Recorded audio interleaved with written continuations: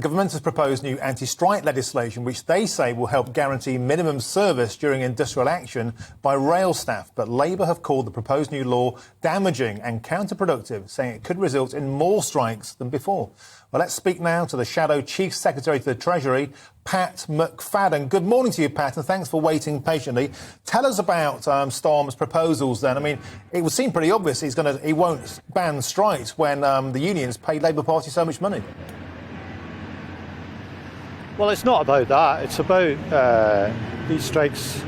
No one wants to see them, but they happen because union members vote for them. And with the government bringing forward this legislation, what they're actually doing is striking a pose rather than striking a deal, because even their own Transport Secretary has acknowledged that this legislation wouldn't do anything to resolve the current disputes. And it's the current disputes that we have to resolve, because we're now 6 months into a rail dispute. We've got NHS nurses on strike, people in other sectors too. And the way through this is to negotiate a settlement, not to legislate for some date in the future while the current disputes are going on.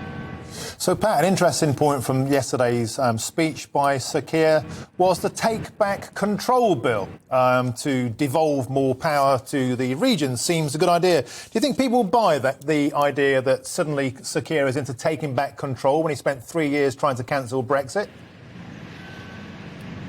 Well, he's making a different point from Brexit. He's really making the point that Brexit hasn't really given people control, but he understands the desire for more power exercised in local areas.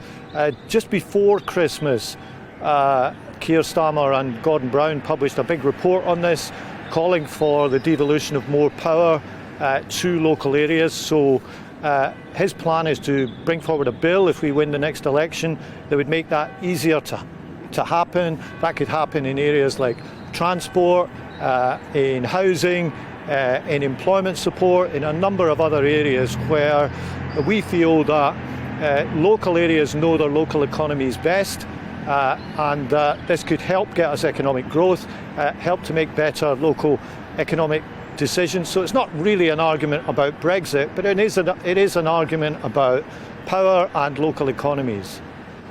Had some criticism from the left of the Labour Party today after that speech from Keir Starmer yesterday, his first of the year.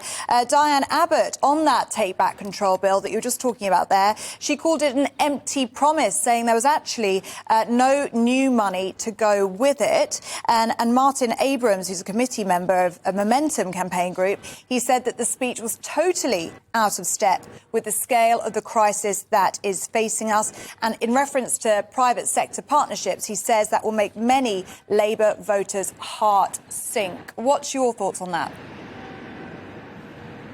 No, I don't accept those criticisms.